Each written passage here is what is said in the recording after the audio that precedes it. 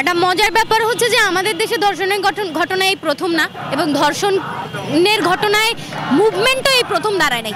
এর আগে বহু আলোচিত ঘটনারই আমরা বিচার চাইতে রাস্তায় নেমেছি।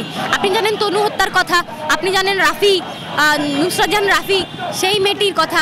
ফলে এরকম আলোচিত অনেক ঘটনায় আমাদের রাস্তায় নামতে হয়েছে। নারীদের উপরে সহিংসতা, হেনস্থা এসবের বিচার চাইতে হয়েছে আমাদের।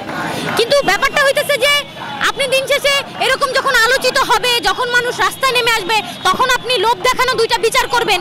এর মধ্য দিয়ে যে আমরা আসলে সত্যিকার অর্থে আমরা মনে করব যে আপনারা বিচার করতে পারবেন, এটা আসলে আমি মনে করি না। কারণ দিন শেষে এরা আইন তৈরি করে, এরা যখন রাস্তায় মানুষ নামে তখন লোভ দেখানো দুইটা বিচার করে, এর মধ্য দিয়ে আসলে সম্ভব না। আমার মনে হয় যে আইন থাকে দেশে, কিন্তু সেই আইনের প্রয়োগ যদি না থাকে তাহলে ওই রকম সংবিধান এবং ওই রকম আইন ছুঁড়ে ফেলে দেওয়া দরকার।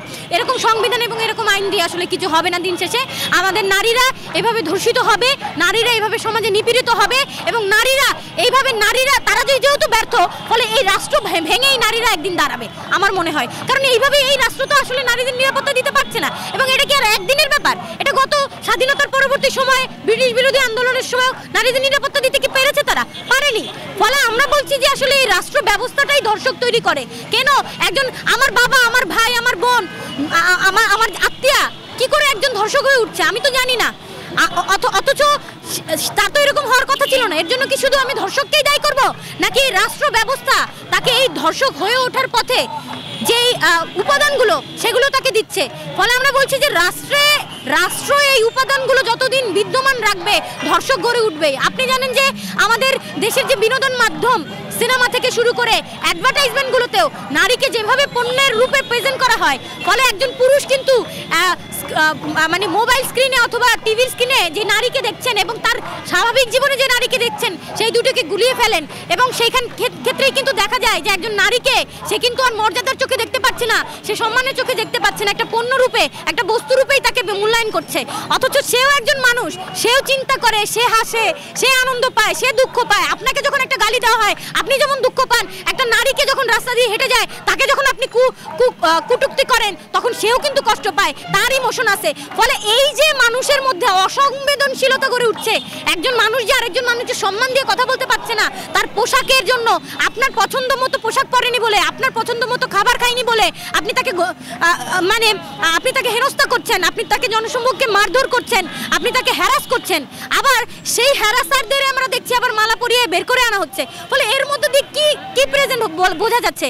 সোসাইটি আসলে এই যে চিন্তাগুলো, পুরুষের মনে এই চিন্তাগুলোকে কিন্তু সোসাইটি ক্রিয়েট করছে।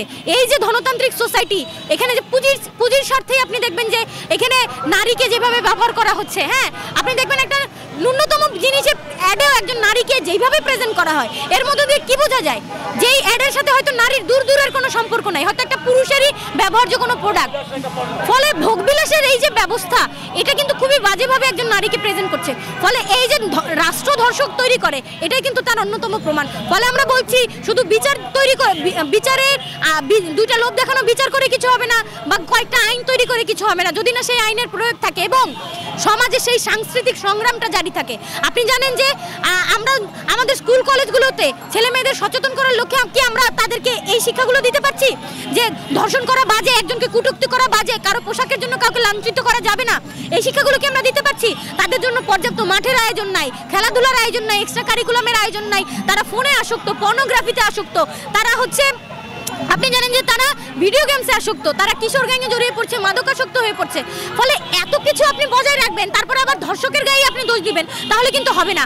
ফলে এইগুলোর বিরুদ্ধে সামাজিক সংগ্রাম গড়ে তোলা দরকার, সাংস্কৃতিক সংগ্রাম গড়ে তোলা দরকার, এবং সেগুলো সম্ভব রাষ্ট্রীয় উদ্যোগেই। সেগুলো স্কুল কলেজ থেকে শুরু করে সেগুলো করতে হবে। শুধু পরিবারের উপরে দায় দিলে হয় না। একটা পরিবার সমাজের ক্ষুদ্র একক, কিন্তু সমাজ, একটা রাষ্ট্র একটা বড় বিষয়।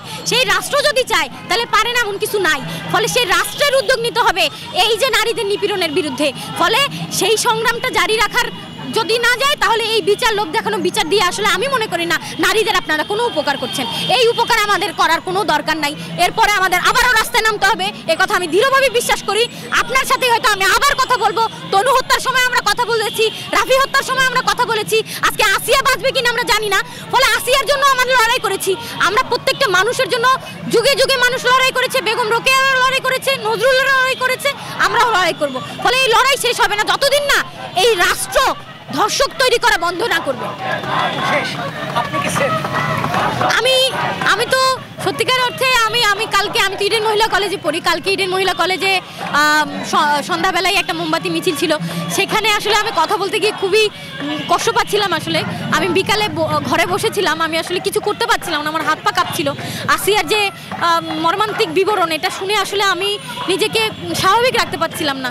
তো আমার তো মনে হচ্ছিল যে আমি রাজনীতি করি, আমি অ্যাক্টিভিজম করি, আমি লোকসম্মুখে কথা বলি, আমি আসলে রাস্তায় বেরোতে ভয় পাচ্ছি, তাহলে একজন সাধারণ নারী সে কি পরিমাণ ভয় পাচ্ছে। আমার বোনটাকে স্কুল থেকে আমি বাড়িতে সেফলি আসবে কিনা আমি জানি না। ফলে আমি কিন্তু নিজে সেফ মনে করছি না নিজেকে। আসিয়া 8 বছরের বাচ্চা, আপনি দেখেছেন যে আসিয়ার বোন নিরাপদ বোধ করছে না, তার জন্য তার মা নিরাপত্তার স্বার্থে তার বোনকে পাঠাইছে আসিয়ার বোনের বাসায়, এবং সেই আসিয়া ওইখানে গিয়ে তার বোনকে নিরাপত্তা দিতে তো পারলো না, নিজেও বাঁচতে পারলো না। ফলে এই যে নারীর অবস্থা, নারী তার ঘরে পর্যন্ত নিরাপদ না, তাহলে এই জায়গায় দাঁড়িয়ে আমি কিভাবে নিজেকে নিরাপদ বোধ করব?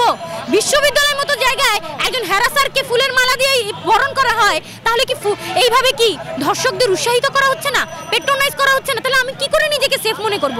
এবং রাষ্ট্রকে কি করতে দেখছি এ সময়? ইন্টারিম সরকার কি করছে? আমি তো দেখছি তারা ঘুম আর খাওয়া ছাড়া বোধহয় কিছু করছেন না।